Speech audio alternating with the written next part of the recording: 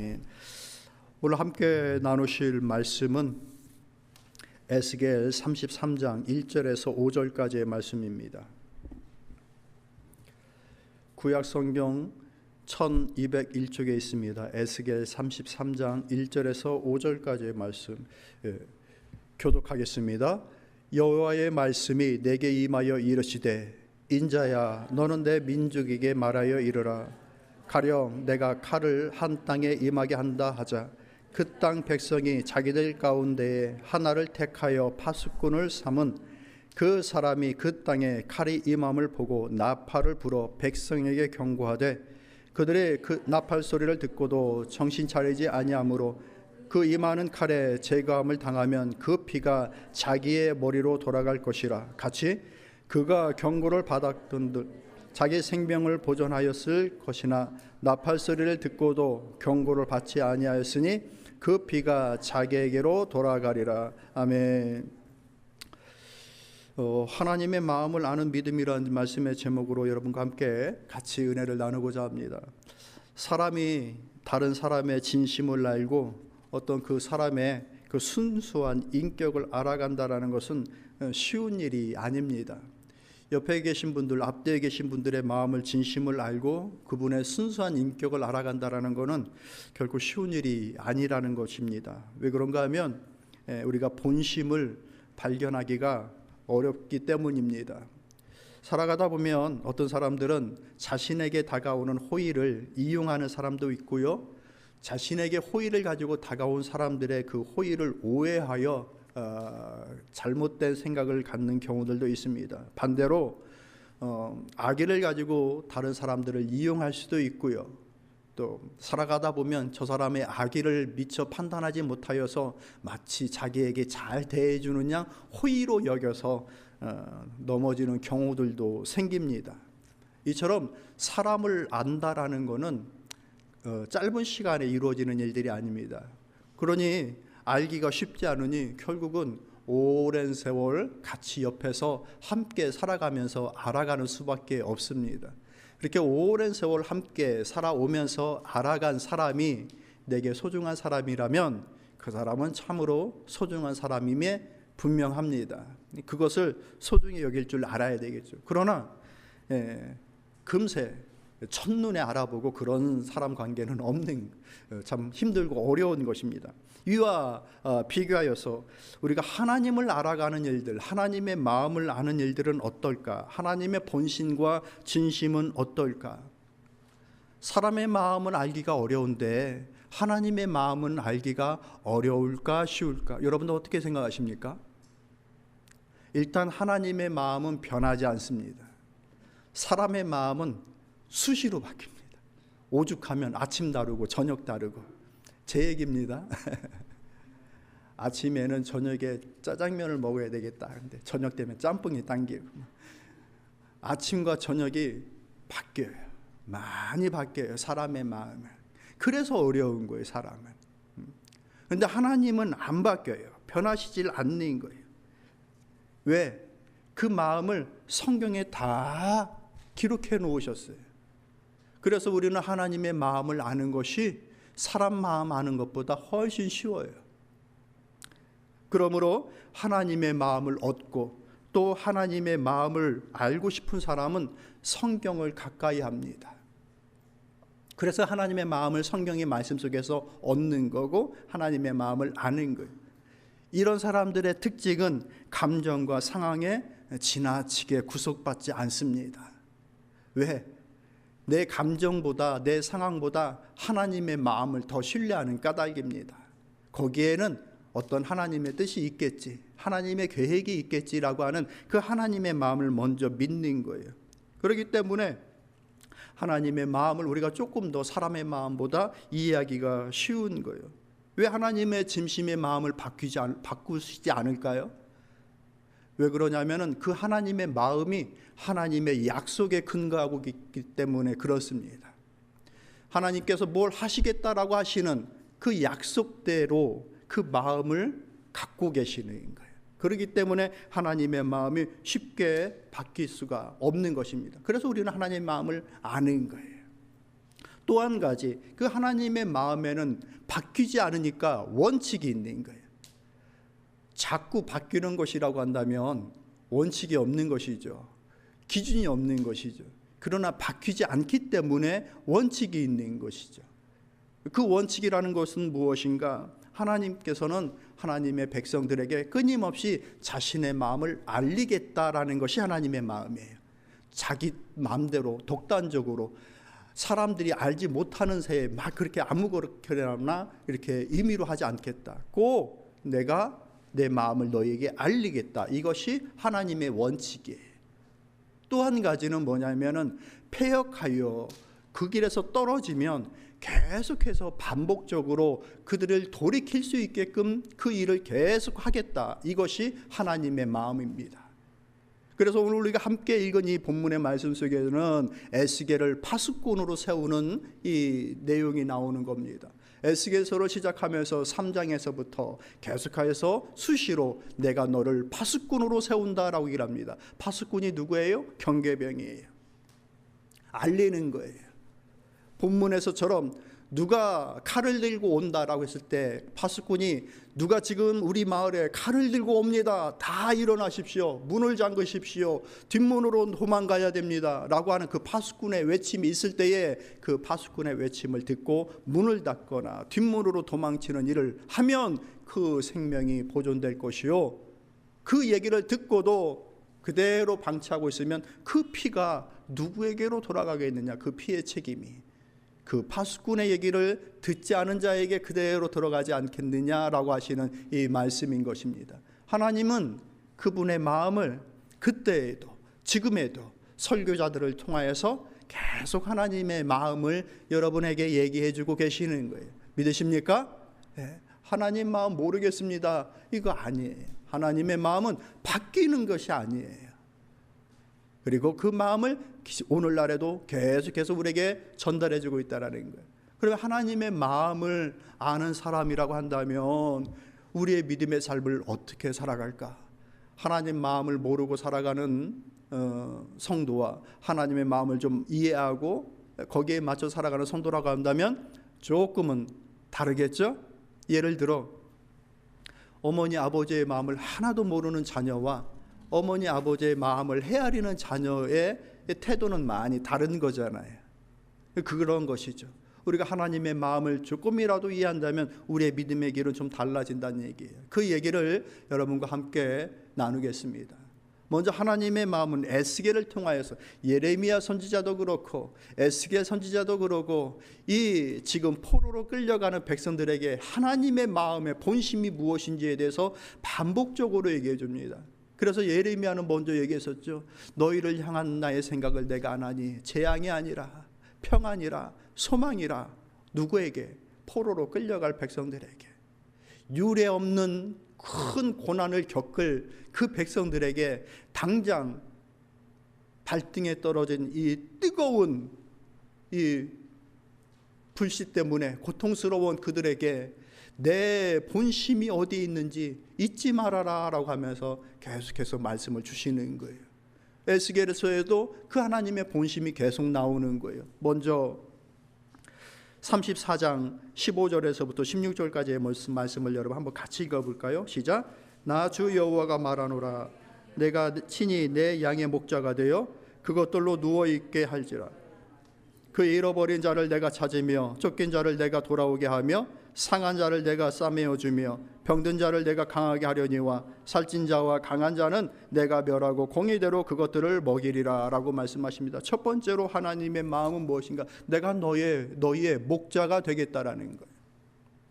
나는 내 백성의 목자가 되겠다라는 것이 하나님의 마음입니다. 믿으십니까? 하나님은 우리의 목자가 되시겠다. 그것이 주님의 마음이니 그 마음을 헤아리라. 어떤 목자? 에스겔의 얘기에 의하면은 나 주 여호와가 말하노라. 내가 친히 내 양의 목자가 되어 그들로 누워있게 할 것이라. 누워있다라는 게 무슨 의미일까요? 조금 더 한 번 더 해석을 하면 그들을 누워있게 한다는 것은 먹이고 쉬게끔 하겠다는 거예요. 여러분 들판을 지나가다가 초원 위에서 풀을 뜯고 있는 양무리나 소무리를 본 적이 있습니까? 세상 편해요. 여행길에 가끔 그 들판에 풀을 뜯고 있는 소들을 보면 한국 소들은 외양간에 갇혀서 그냥 일렬로 서서 자라는데 얘네들은 그 넓은 들판을 아니 한 20-30마리나 있는지 모르겠어요. 땅은 엄청 넓은데 세상 천국이에요. 물론 얼마 못 가서 아무튼 그 광경을 보면은 야, 쟤네들은 살아있을 동안에는 천국을 사는구나. 그 마음이 저절로 들어요. 먹이고 누워 있을 수 있게 해주신다. 목자로서 그 일을 하시겠다. 잃어버린 양을 계속 찾을 것이다 라고 일하는 것입니다. 잃어버린 자를 방치하지 않고 포기하지 않겠다라는 거, 이게 하나님의 마음인 거예요. 쫓긴 자를 내가 돌아오게 하겠다. 피할 곳과 안식처가 되어주겠다. 쫓기고 쫓겨 어디로 갈까? 내게로 오라 이거예요. 내가 너의 피할 곳, 너의 안식처가 되어주겠다. 상한 자를 내가 싸매어 주겠다. 치료하고 돌봐주겠다라는 거예요. 이게 우리 주님의 마음인 거예요. 병든 자를 강하게 하겠다. 그를 낫게 하고 돌보며 단련하여 강하게 쓰시겠다라는 것입니다. 살찐 자와 강한 자는 멸하겠다라고 하십니다. 탐욕과 이기적인 태도는 고칠 것이고 그들을 꺾을 것이다 라고 얘기를 하는 거예요. 교만은 흐트러 버리실 것이다 라고 말씀하시는 거예요. 하나님 앞에서 이기적인 태도 또 교만은 꺾어질 대상이고 흩어질 대상임을 결코 잊어서는 안 되는 겁니다.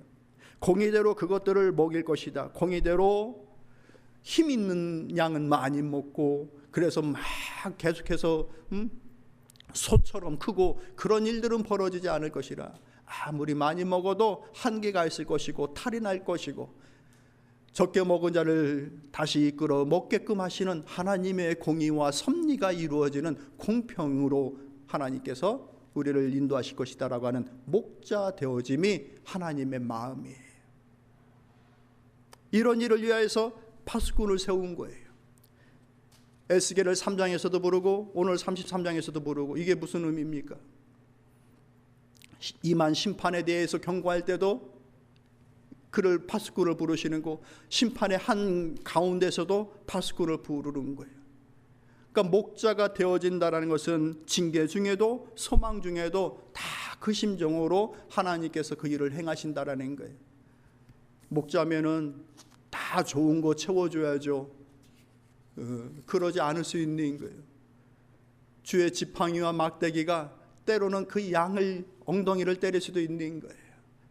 다 목자의 심정으로 그 양을 케어하겠다라고 말씀해 주시는 겁니다. 그 일을 이제 주님께서 똑같이 그 목자의 심정을 다시 한번 우리에게 주시는 말씀이 있는데, 요한복음 10장 27절에서 37절까지의 말씀 우리 한번 같이 읽어볼까요? 읽습니다. 시작.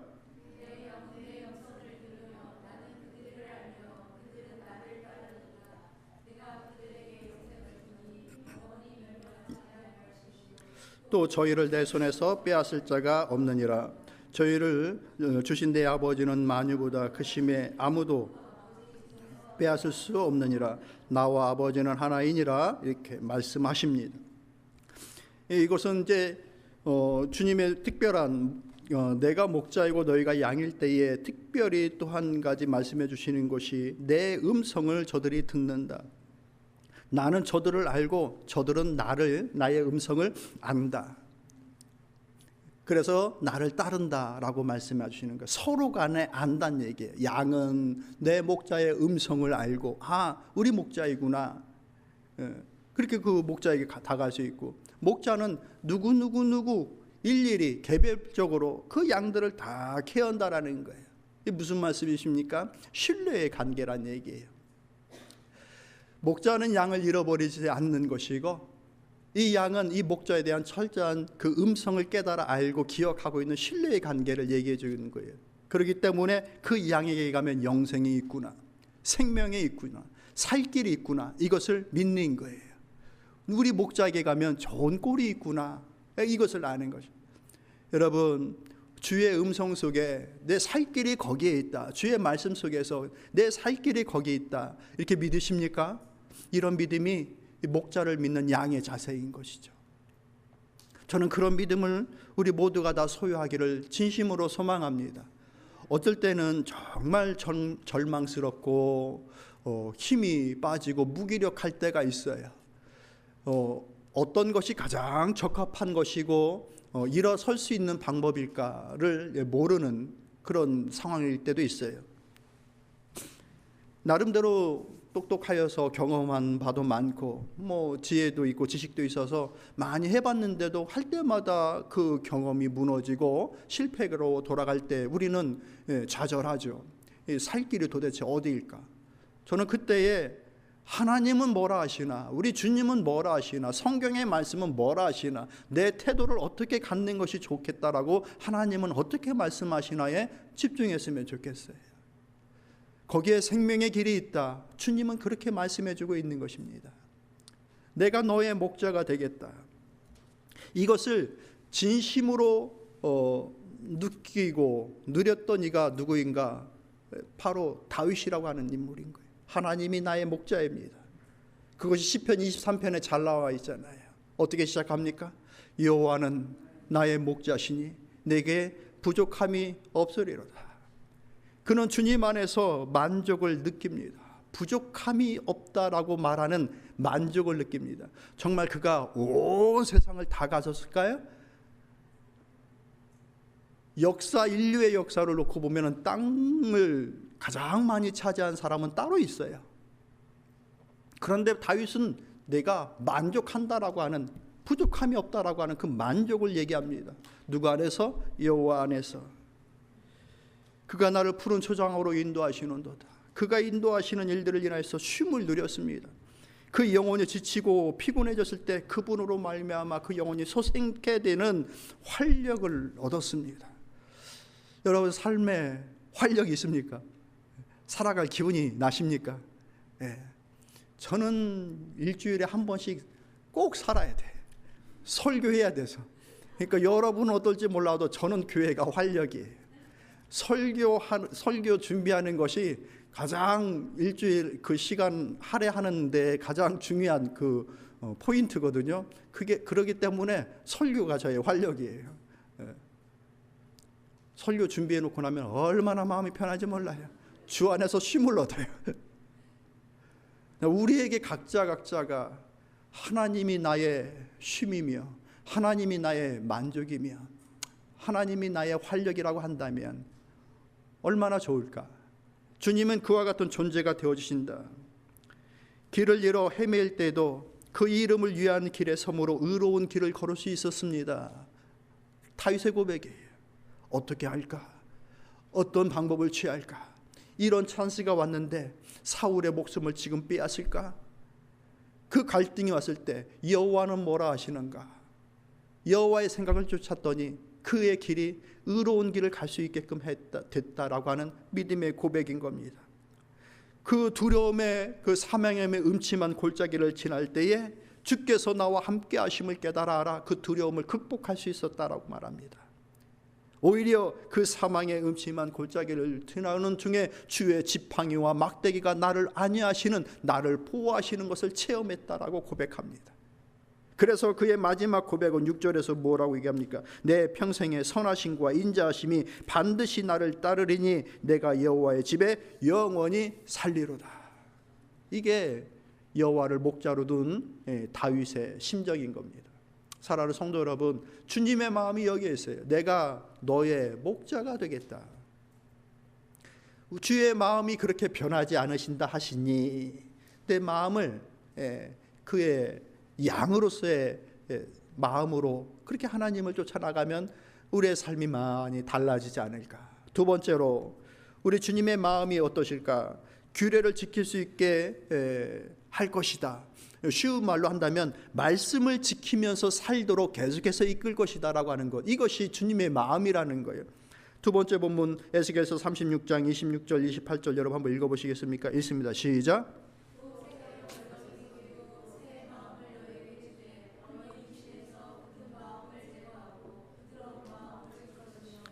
또 내 신을 너희 속에 두어 율례를 행하게 하리니 너희가 내 규례를 지켜 행할지라. 아멘. 거기까지 읽읍시다. 너희가 내 규례를 지켜 행할지라. 이 말은 좀 이제 쉽게 얘기하면 너희가 내 말을 지키어라라고 얘기를 하는 거예요. 하나님은 하나님의 말씀을 지키도록 우리에게 주신 거예요. 한번 하도록 마음에 심고 손과 발을 통하여서 행동하도록. 사랑해라, 인내해라, 겸손해라, 화목해라 라고 하시는 그런 말씀들은 그냥 내 마음과 내 머리를 울리고 지나가는 것이 아니라 내 머릿속에 들어와 마음을 움직이고 손과 발이 되어져서 행동하라라고 하는 것들로 우리에게 주시는 거예요. 그 일을 계속해서 푸시하시면서 너 말씀대로 해야 돼. 말씀대로 해야. 물론 우리는 다 하지 못할 거예요.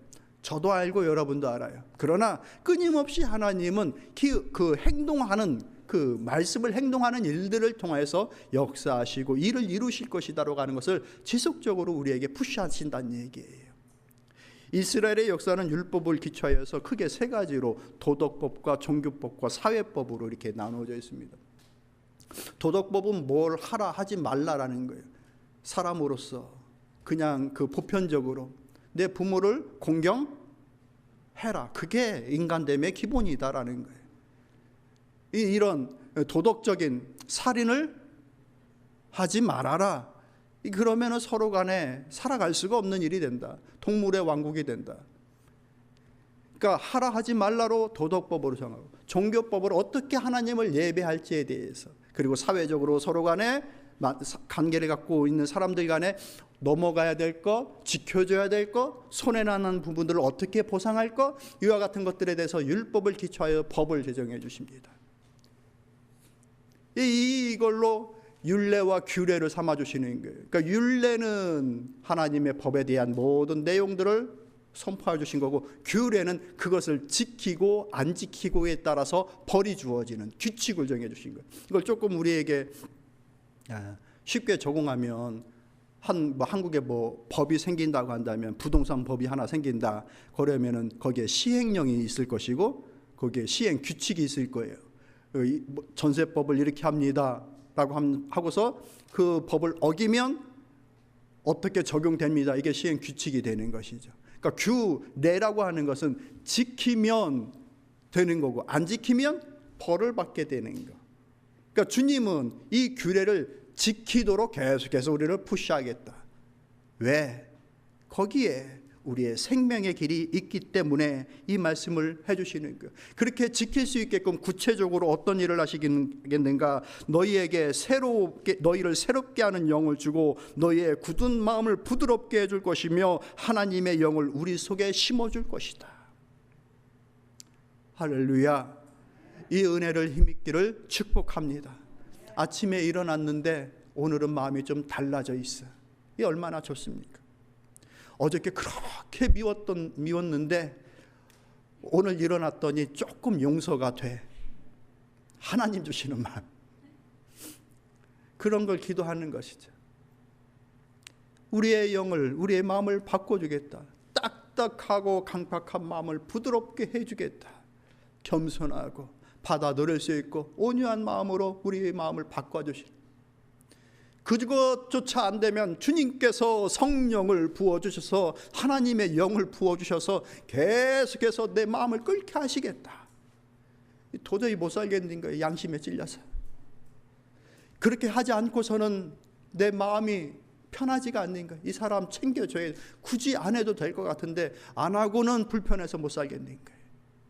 성령께서 그 마음을 닥달하시는 거예요. 주님은 이에 대해서 뭐라고 말씀하셔요? 요한복음에 보혜사 곧 아버지께서 내 이름으로 보내신 성령 그가 너희에게 모든 것을 가르치고 내가 너희에게 말한 모든 것을 생각나게 하시리라. 그렇게 우리의 마음에 새로운 생각과 마음을 계속해서 부어주신다는 거예요. 이 마음으로 살아갈 때에 그 인생이 사회의 악으로 살아갈 가능성이 점점 줄어들지 않겠습니까? 하나님은 우리가 사회의 악으로 살아가기를 원치 않는 거예요. 서로에게 유익이 되어지고 하나님께는 영광과 사회에는 유익과 자신에게는 복이 되는 삶을 살게끔 하나님의 말씀을 지키면서 살도록 계속해서 푸시하시는 거예요. 이런 은혜가 있기를 바랍니다. 이런 것들을 누리고 느끼고 있다라고 한다면 아직 하나님의 은혜가 우리에게 있는 것이고 내가 깨어 있는 거예요. 하나님의 마음을 조금이라도 헤아리고 있는 거예요. 내가 이런 것들을 전혀 느끼고 있지 못하고 있다고 한다면 하나님의 마음을 헤아리거나 하나님의 마음과 같이 가고 있지 못한 거예요. 반대로 살아간다고 하는 것이 하나님께 죄가 되는 것입니다. 이와 반대로 살아갈 때 사회의 악이 되어지고 국가가 되는 분쟁이 되어지는 것입니다. 이와 상관없이 살아갈 때 개인적으로는 불행을 스스로 자초하게 되는 것입니다. 하나님의 마음을 헤아릴 때 말씀을 실현하여 나아가면 여러분 하나님께 영광 됩니다. 아멘. 하나님께 영광 됩니다. 사회의 지역에 유익이 되어지면 타인에게 유익이 반드시 됩니다. 하나님의 말씀으로 살아가는데 어떻게 다른 사람에게 불행을 줍니까? 유익을 반드시 주게 되어 있습니다. 자신에게 행복으로 삶의 의미로 보람으로 분명히 다가오게 됩니다. 그 일을 지속적으로 너희들에게 심어주겠다. 이게 주님의 마음이에요. 우리 어쩔 수 없어요. 주님이 그렇게 하시겠다라는 거예요. 세 번째를 봅시다. 에스겔 37장 26절에서부터 28절까지의 말씀을 봅시다. 같이 있습니다. 시작.